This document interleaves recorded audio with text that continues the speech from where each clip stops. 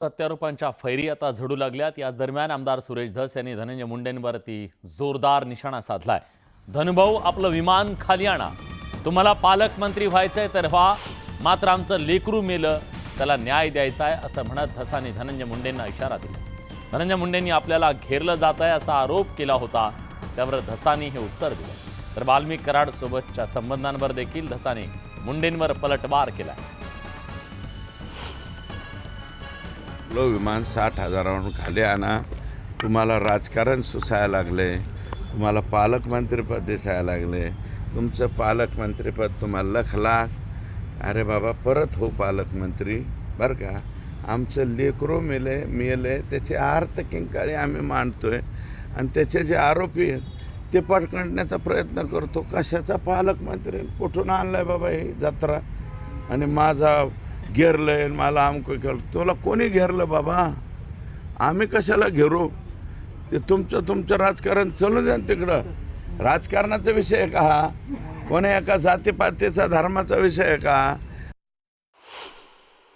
संबंध आहेत, मधुर, अमधुर, सुमधुर, कसे संबंध सांगितले पाहिजे ना। मधुर संबंध, सुमधुर संबंध, हा ते तुलना स्वतःशी करतात। माझे जसे संबंध होते तसे संबंध तुमचे। एक मिनिट ऐका, राजकारणामध्ये तुम्ही पण माझे मित्रच होते ना, परंतु मित्र म्हणून तुम्ही वागत असताना त्याची तारीख सांगाल, कागद आहे माझ्याजवळ, उद्याच्याला सांगेल ना लोकांच्या पुढं कोणत्या तारखेपासून तुमचे आणि माझे संबंध चांगले राहिले नाही ते मी सांगेल। बीडच्या मस्साजोगमधील सरपंच संतोष देशमुख यांच्या हत्येचं प्रकरण भाजप आमदार सुरेश धस यांनी लावून धरलंय। सातत्यानं धनंजय मुंडेंवर ते निशाणा साधतायत। अशात आता धस यांनी एका मोठ्या घोटाळ्याचा खुलासा केलाय। बीडच्या टेंभुर्णी गावात एका व्यक्तीच्या नावावर 9 अब्ज रुपयांचे व्यवहार झाल्याचा खळबळजनक दावा सुरेश धस यांनी केला। बीडमध्ये महादेव ॲपच्या माध्यमातून घोटाळा झाल्याचा आरोप त्यांनी केला। या व्यवहाराचं कनेक्शन मलेशियापर्यंत असून बीडमधील प्रत्येक प्रकरणामागे एक आका असल्याचा आरोप धस यांनी केला।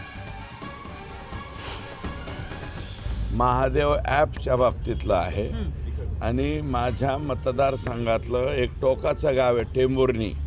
या टेंभुर्णी गावाच्या तिथं एकाच व्यक्तीच्या नावावर गोविंदजी 9 अब्ज रुपयाचं ट्रान्झॅक्शन झालंय। 9 अब्ज। आता तुम्ही म्हणता 100 कोटीच्या वरती घोटाळा झाला तर ईडीची चौकशी लागली पाहिजे। तर 9 अब्ज रुपयाचं जर ट्रान्झॅक्शन एका सिंगल पर्सनवरती झाला असेल बीड जिल्ह्यामध्ये, तर याच्यावरती कोणत्या यंत्रणेने हे तपासलं पाहिजे हे याचं उत्तर तुम्हीच द्या।